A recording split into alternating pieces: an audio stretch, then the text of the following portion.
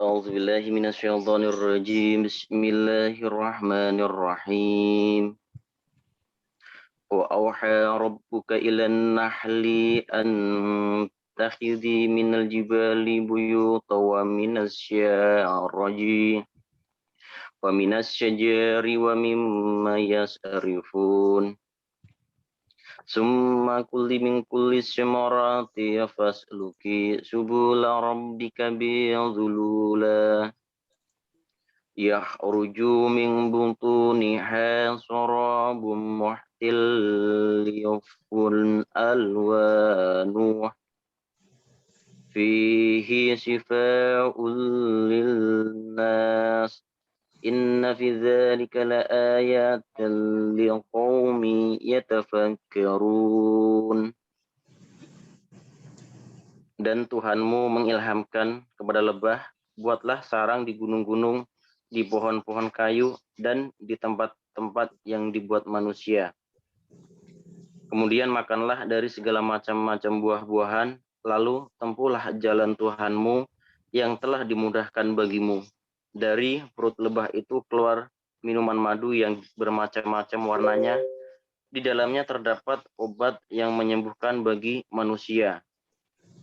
Sungguh pada yang demikian itu benar-benar terhadap tanda kebesaran Allah bagi orang yang berpikir. Maha suci Allah dengan segala firman-Nya.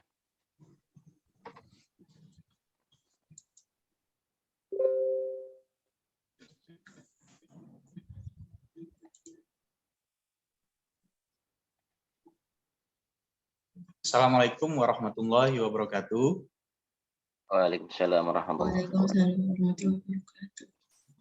Ya, sebenarnya saya cek dulu ya suaranya dulu ya, apakah suara saya terdengar ke teman-teman semua ya. Kalau memang terdengar, boleh angkat jempolnya ya. Dua deh, biar jelas itu ya. Oke, terdengar semua ya. Sia. Ya, terima kasih juga buat Kak Sigit ya, Masya Allah, tilawahnya begitu indah. Dan juga beliau menjelaskan ya, arti tilawah tadi. Masya Allah.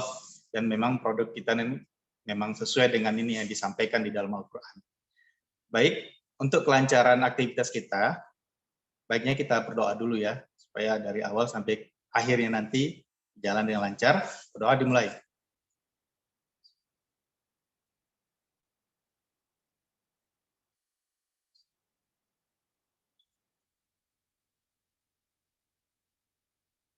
Amin, amin ya Allah. Amin ya Rabbal Alamin. Baik semuanya, gimana kabarnya? Alhamdulillah ya, menang dunia akhirat. Iya, alhamdulillah ya. Sekali lagi, saya coba lagi. Apa kabar semuanya? Alhamdulillah, menang dunia akhirat. Baik, terima kasih ya.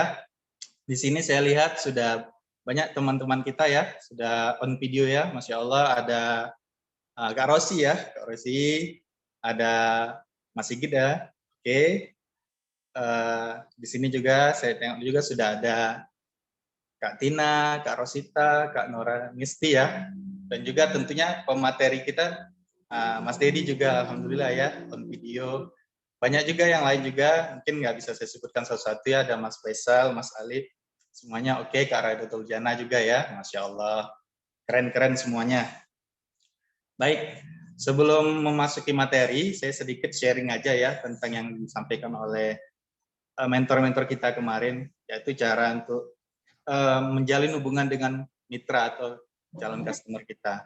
Ternyata memang benar dari postingan-postingan mereka di media sosial mereka itu di WhatsApp, dan semua inilah di media sosial mereka, memang kita harus komentar, beri komen itu ya, status mereka itu, apapun status mereka kita komen, sehingga mereka itu tahu gitu, kita itu hadir dari kehidupan mereka gitu, sehari-hari gitu kan. Misalnya kita sudah posting kan tentang penjelasan produk kita kan, Vitis Propolis dan juga Belgi, dan tiba-tiba ada teman kita atau rekan-rekan kita yang membaca dan tertarik, oke udah beli. Setelah beli ini, gimana caranya tadi ya kan, mereka itu repeat order lagi, yaitu tadi seperti dijelaskan lagi, ya kita tetap hadir lah di kehidupan mereka itu.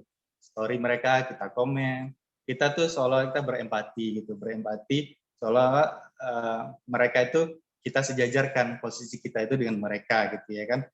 Ya, betul, memang alhamdulillah benar dikatakan mentor itu kita sejajarkan, kita tuh merasa apa yang mereka rasakan, mereka itu ingat lagi kepada kita gitu.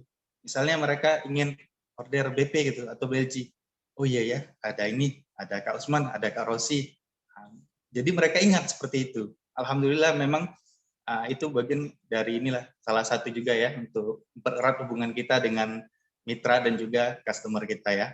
Ini tuh sekedar sharing aja. Baik, kita lanjutkan lagi. Materi kita kali ini adalah temanya duduklah sama rendah ya. Sekali saya sedikit sampaikan profil pemateri kita. Baik, beliau adalah Mas ya atau Kak Dedi Erwandi ya. Asalnya dari Bandung. Kemudian levelnya Agent Plus. Namun luar biasanya prestasi beliau, Masya Allah keren ya, sudah ada di mana-mana gitu, kita sudah melihat ya kan, sudah materi sana, ya, keren banget lah gitu, Masya Allah. Nah, beliau juga selain komunitas MM, beliau juga nanti, ini selain komunitas, beliau juga guru ya, guru di sebuah sekolah ya, SMP. Baik, sekali lagi saya coba dulu, sapa dulu pemateri kita. Kak Dedi, sudah on? Sudah oke? Oke, sudah. Suara baik. jelas? Oh ya, jelas banget Kak Dedi, keren. Baik, untuk membersihkan waktu kepada pemateri, kami persilakan waktu itu. Silakan ya. Ya, baik. Bismillahirrahmanirrahim. Assalamualaikum warahmatullahi wabarakatuh. Alhamdulillahirabbil alamin wa bihi nasta'inu ala umuri dunya waddin. Wassalatu wassalamu ala asrafil anbiya'i wal mursalin wa ala alihi wa ashabi ajmain. Ya, assalamualaikum. Selamat pagi teman-teman semuanya ya. Semangat. Oke, apa kabarnya hari ini? Alhamdulillah. Semangat dunia akhirat. Oke, thank you very much. Baik, alhamdulillah di sini saya dipercaya sama teman-teman untuk memberi materi yaitu duduk sama rendah ya. Jadi kita akan berbicara sedikit mengenai duduk sama rendah. Berarti kalau berdirinya mungkin tingginya sama tapi mungkin berbeda ya. Oke, Kak Putri, tolong share screen-nya ya. Terima kasih. PowerPoint-nya tolong di-share. Ya, baik. Duduk sama rendah. Oke, terima kasih Kak Putri. Next. Ya, berikutnya. Ya, di-skip saja. Skip, Kak. Berikutnya. Oke, baik. Yang berikutnya ya, Kak ya. Jadi kita akan berbicara mengenai duduk sama rendah. Jadi kalau kita berbicara tersebut, slide berikutnya, Kak. Oke, terima kasih. Slide berikutnya. Nah, duduk sama rendah. Berarti ini kita sangat kenal sekali dengan namanya peribahasa, duduk sama rendah, tegak sama tinggi. Ya, gitu ya. Jadi kalau kita bisa langsung nanti ke share screen-nya ke PowerPoint yang berikutnya, yang kedua ya. Oke, yang kedua atau ketiga.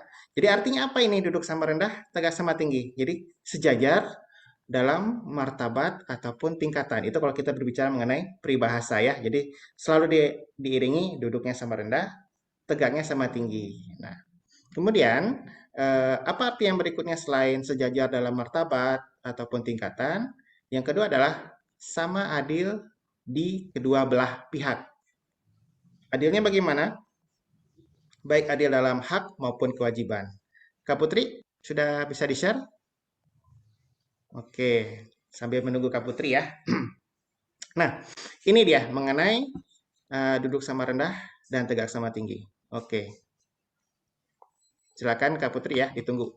Oke, berikutnya kekuatan cinta. Oke ya, power of love.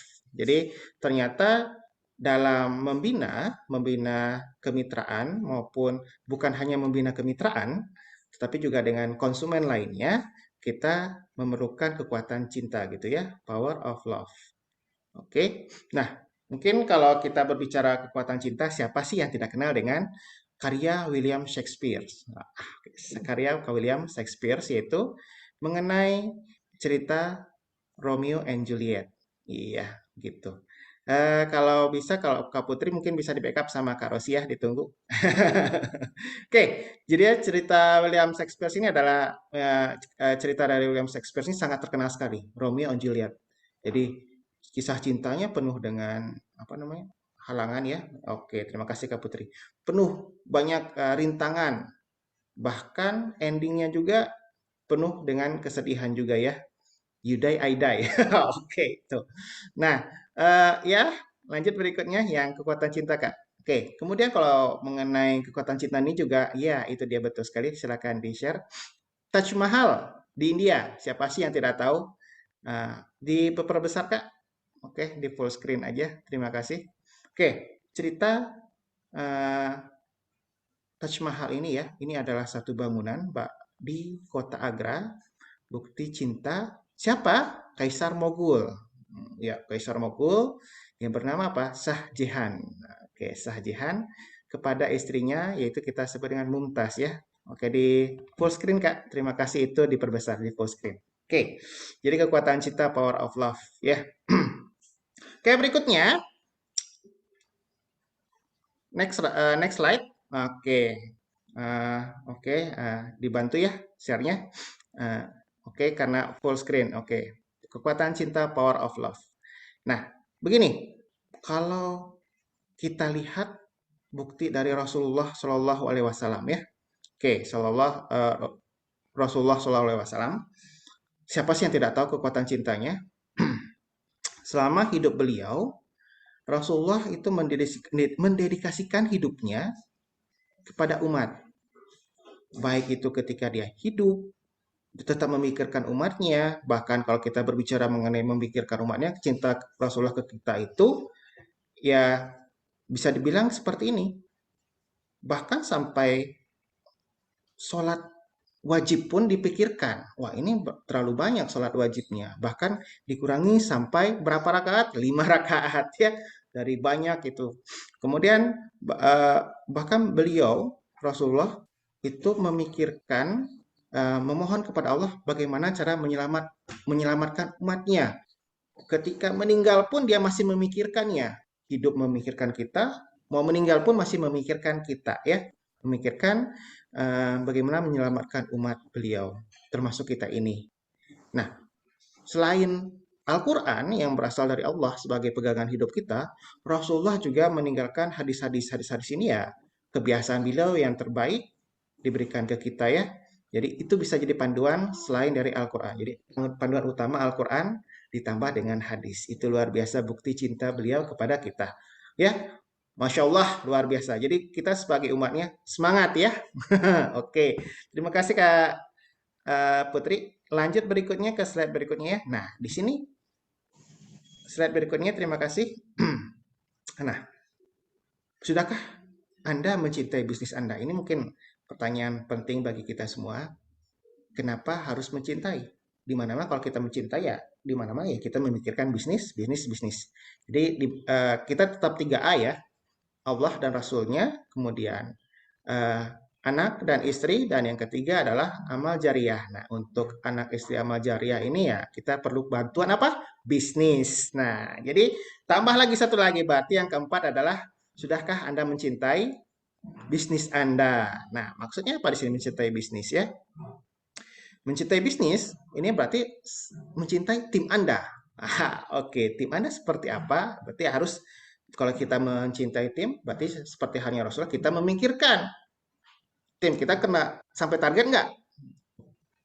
Ada hambatan nggak? Wah, kendalanya di mana? Itu kita pikirkan dan solusinya apa. Jangan hanya bertanya saja. Jadi ini saya simpulkan ini adalah team in love ya. Oke, bukan jatuh cinta tapi cinta terhadap tim. Oke ya. Next berikutnya Kak Putri. Terima kasih. Ya, team in love. Ini kalau dirumuskan oleh seorang ahli psikologis, walaupun ini merupakan ilmuwan dari luar ya, tapi tetap kita boleh jadi panduan lah ya. Sigmund Freud, kelahiran tahun 1856, kemudian meninggal 1939 ya. Ini masih terpakai sampai sekarang. Ada 4 unsur mutlak dalam team in love. Ada 4 unsur mutlak. Pertama apa? Respect atau hormat, care atau perhatian, responsibility atau tanggung jawab, dan knowledge pengetahuan. Oke, silakan sorot ke saya dulu, Kak Putri. Nah, kita berbicara di sini mengenai 4 unsur mutlak. Ya, spotlight ke saya. Terima kasih, soft screen-nya. Nah, pertama respect. Kita tidak usah mengambil banyak contoh ya. Satu aja contoh. Dari siapa? Dari Rasulullah Shallallahu Alaihi Wasallam. Oke. Spotlight ke saya, terima kasih. Oke, ada 4 yang sering ini sering dilakukan oleh Rasulullah. Apa itu? Pertama, respect. Rasulullah sangat menghormati. Rasulullah itu sangat menghormati ya. Menghormati apa? Menghormati sahabatnya, bukan sahabatnya saja. Rasulullah juga sangat menghormati musuh-musuhnya. Jadi bahkan ada perjanjian yang sangat merugikan umat Islam, Rasulullah tetap menjalankan, menghormati keputusan perjanjian yang dilakukan tersebut. Kemudian yang kedua apa? Kemudian adalah care atau perhatian. Oke, Rasulullah itu sangat perhatian kepada siapa saja, baik orang mukmin maupun juga orang lawannya, musuhnya sangat diperhatikan. Oke, berikutnya Rasulullah itu sangat responsibility, sangat bertanggung jawab sekali terhadap kepemimpinannya. Buktinya bagaimana? Buktinya seperti ini. Setiap perang itu Rasulullah memimpin ya, memimpin full, dan tidak semuanya sih, tapi tetap ada tanggung jawabnya, walaupun ada kalanya Rasulullah di depan memimpin, ada kalanya di belakang, tetapi dengan dia bertanggung jawab atas kemenangan ataupun kekalahan yang diterima oleh umat muslim pada saat itu ketika memeranginya. Oke, ketika ada umat non muslim memerangi umat muslim itu Rasulullah pasti langsung memimpinnya dan tidak kalah pentingnya knowledge ini pengetahuan. Kita siapa sih yang tidak tahu Rasulullah tidak bisa baca tulis tapi luar biasa pengetahuannya dari mana? Dari Al-Qur'an. Luar biasa pengetahuannya. Bahkan Rasulullah juga terkenal sebagai apa? Ahli strategi perang. Jadi selain pengasih, kemudian selain perhatian, Rasulullah juga ahli dalam strategi perang. Itu luar biasa, Masya Allah. Nah, itu 4 hal dan ada di mana? Ada di Rasulullah. Jadi sebelum apa? Sebelum Sigmund Freud ini ada, Rasulullah sudah ada dan memberikan contoh ke kita. Jadi apalagi ini kita bisa praktekkan di kemitraan kita ya. Oke ya. Kita bisa praktekkan kemitraan kita. Oke, coba ke slide berikutnya. Terima kasih. Ya, indahnya kebersamaan. Oke, jadi dalam membangun usaha, ya, ini perlu kebersamaan. Kebersamaan bagaimana? Baik dari leadernya maupun dari mitra-mitranya. Oke. Kebersamaan apa yang diperlukan di sini? Diperlukan untuk membangun usaha. Dan selalu diperlukan kerjasama tim. Setiap anggota tim ini pasti memerlukan kelebihan masing-masing.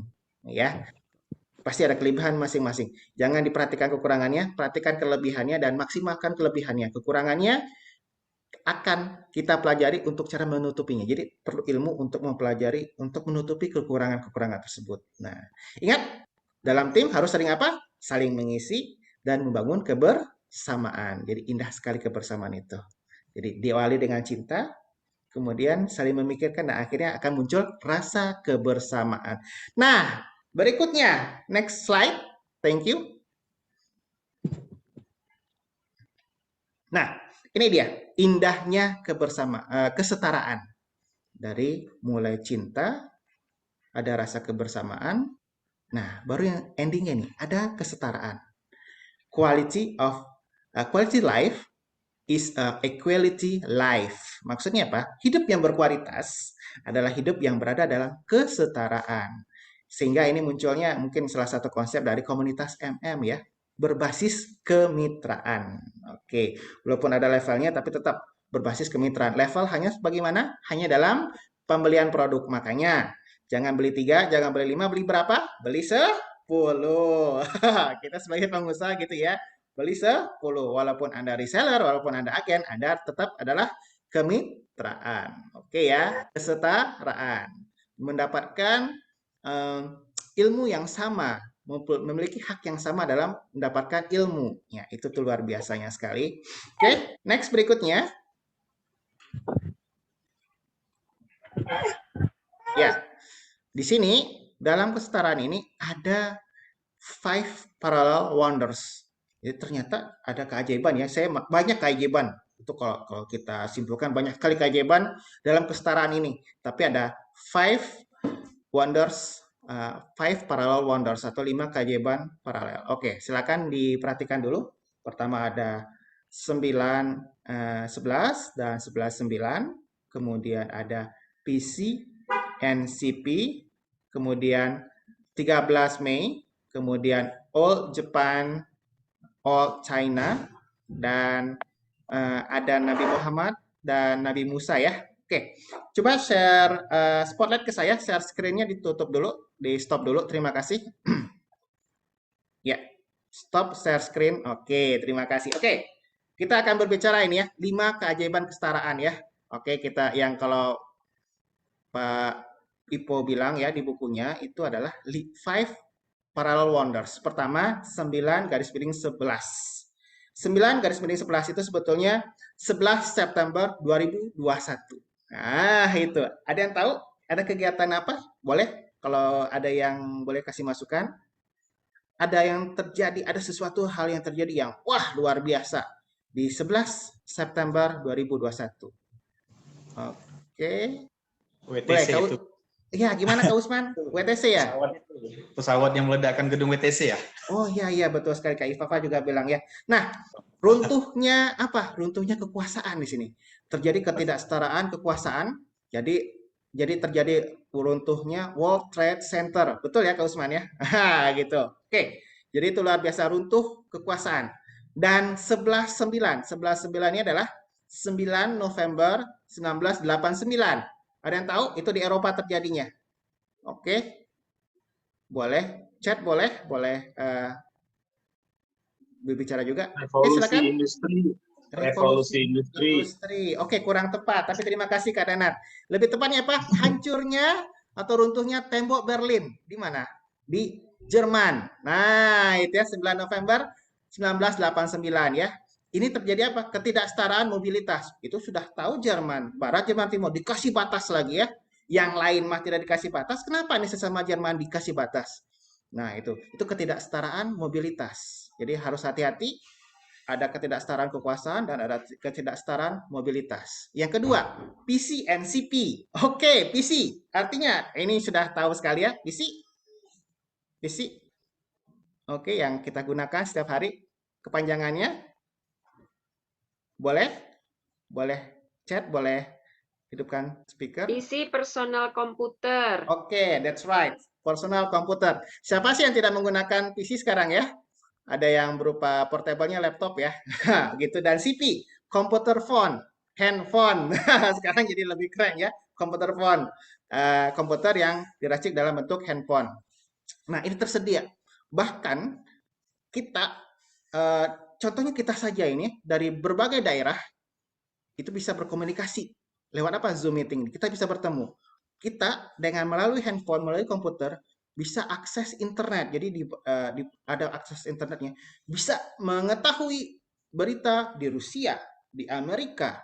Wah, itu luar biasa. Jadi dulu informasi ini tidak setara. Sekarang ada kesetaraan informasi. Oke ya. Orang kampung pun tahu.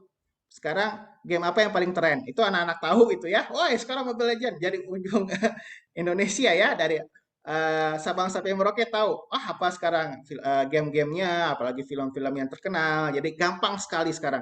Dulu kita mau nonton aja ke bioskop susah.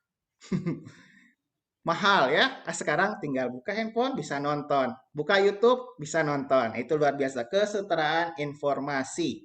Nah, 13 Mei 13 Mei ini ada yang terjadi dua ya. Pertama 13 Mei 1969 di Malaysia. Kemudian 13 Mei 1998 di Indonesia. Kalau di Indonesia ada yang tahu nggak? 13 Mei ada yang terjadi apa di situ? 1998. Nah, 1998. Reformasi. Iya, betul sekali. Itu reformasi. Itu karena apa? Di latar belakangnya adalah kelabilan politik, kesenjangan ekonomi. Nah, kesenjangan ekonomi. Yang kaya tambah kaya, yang miskin tambah miskin. Diperlukan kesetaraan. Kesetaraan atau dalam bidang ekonomi. Ternyata Malaysia sudah duluan. Ketika di 1969. Kita menyusul di 1998. Ya, krisis moneter waktu itu ya. Oke, melambungkan harga rupiah menjadi luar biasa turunnya. Melambung ke bawah ya. Oke, itu luar biasa sekali. Nah, kemudian keempat, Old Japan and Old China. Ya, Jepang yang lama dan Jepang atau Cina yang lama juga. Jadi kita harus tahu sekali di sini adalah kalau di Jepang dan Cina terjadi isolasi politik. Nah, merasa bangga sama produk sendiri, jadi tidak memerlukan produk orang lain. Kalau kita sudah tahu ya, Cina dahulu itu adalah komunis ya. Jadi komunis tertutup dan merasa mereka perfect. Alhamdulillah sekarang mereka terbuka. Yaitu terbukanya pada tahun berapa? Tahun 2001. 2001 di mana Cina bergabung dengan Organisasi Perdagangan Dunia. Nah, itu momentumnya Cina sudah merubah politiknya. Begitu juga dengan Jepang. Kalau Jepang ini pada tahun 1868, restorasi Meiji. Nah, itu ya terkenal dengan restorasi Meiji oleh Kaisar Jepang Matsuhito Meiji. Nah, oke ya.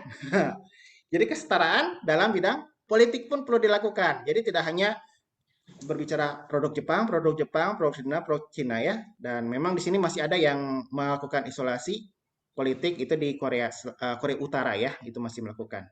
Tapi mulai terbuka juga. Oke, karena dunia apa? Dunia itu memerlukan kesetaraan. Oke, next berikutnya ada 2M yang ini sangat terkenal sekali ya. Yang pertama itu Musa, Nabi Musa alaihi salam. Kenapa? Nabi Musa alaihi salam ini sangat diagungkan, tidak hanya oleh orang Muslim, Nasrani dan Yahudi pun mengagungkannya. Kenapa? Nabi Musa ini turunnya di kaum Yahudi ya, dan dia mengangkat harkat dan martabat seorang budak. Nah, waktu itu kita kenal dengan Fir'aun, ya itu sangat menindas. Nah, menindas siapa? Menindas budak ya. Nah, akhirnya seperti itu sehingga Nabi Musa mengangkat dan akhirnya menyeberang ya. Itu yang peristiwa terkenalnya membelah laut mati ya. Dan yang yang kedua, Nabi Muhammad Shallallahu Alaihi Wasallam. Siapa yang bilang kalau Islam itu menganaktrikan perempuan? Tidak, salah. Justru Rasulullah hadir ke dunia ini merupakan salah satu tokoh sejarah dunia ya, termasuk dalam 100 orang yang berpengaruh. Ini The 100 dari karya Michael Hart ya. Kenapa? Rasulullah ini mengangkat harkat dan martabat wanita. Nah, jadi sebetulnya emansipasi wanita sudah dipelopori ketika Rasulullah ada. Gitu ya. Jadi jangan khawatir, emansipasi wanita itu sebetulnya tinggal ikuti petunjuk Al-Quran dan hadis, itu sudah ada emansipasi wanitanya. Oke ya. Oke, kembali ke slide-nya Kak Ratih. Thank you. Slide berikutnya. Jadi seperti itu. Jadi 2M ini sangat terkenal sekali, Musa dan Nabi Muhammad. Walaupun tidak diakui oleh agama-agama lain, tapi tetap sebagai orang yang berpengaruh. Gitu. Oke, next berikutnya. Ya.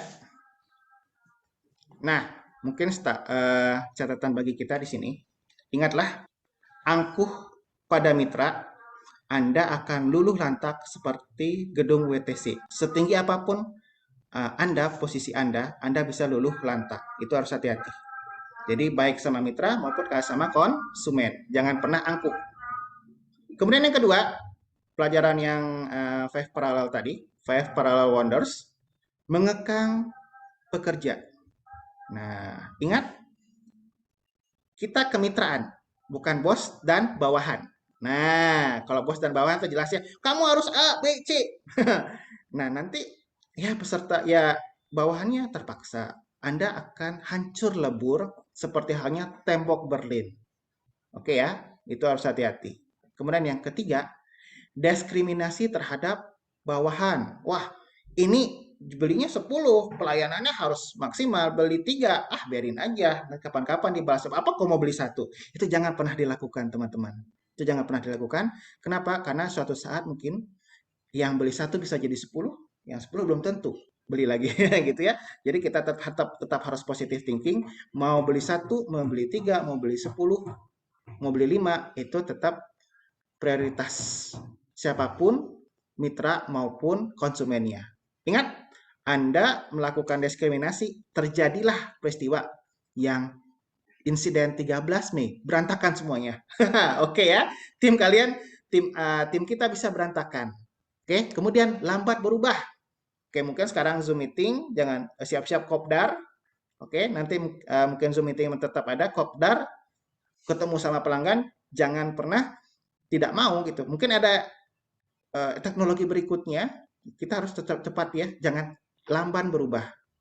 Mungkin nanti sebentar lagi mungkin handphone digital ya, kita bisa nelpon lewat handphone atau lewat kacamata mungkin ya sebentar lagi. Ingat, jangan sampai ketinggalan zaman. Anda ketinggalan, Anda dilupakan. Oke, dan yang kelima ini menindas konsumen. Nah, jangan pernah melakukan penindasan terhadap konsumen. Anda akan tenggelam seperti halnya Fir'aun. Jangan mentang-mentang konsumennya, wah ini banyak beli ya, biarin aja kasih harga tinggi. Nah, itu kan tidak baik. Oke. Keyword saya di sini adalah dunia mendapatkan kesetaraan, bukan sekedar kebersamaan. Kita kebersamaan ya, tetapi dalam kemitraan ada kesetaraan dalam tim kita. Terima kasih, itu saja dari saya Dedi Erwandi. Saya kembalikan lagi ke Kak Usman. Silakan Kak Usman. Terima kasih Kak Ratih.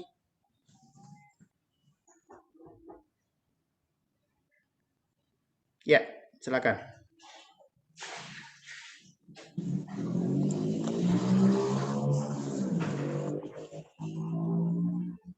Baik. Berikut tadi sudah kita dengarkan pemateri yang disampaikan oleh Kak Dedi Erwandi. Masya Allah, keren kali ya. Sekilas saya ringkas kembali ya yang sudah dijelaskan.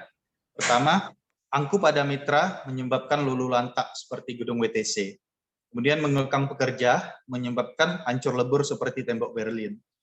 Diskriminasi terhadap bawahan menyebabkan berantakan seperti insiden 13 Mei. Lambat berubah menyebabkan ketinggalan zaman seperti All China dan All Japan. Dan menindas konsumen menyebabkan tenggelam seperti tenggelamnya Firaun.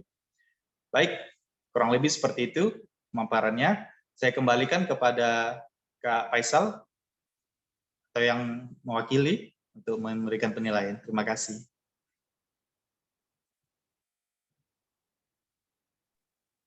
Ya, Assalamualaikum warahmatullahi wabarakatuh.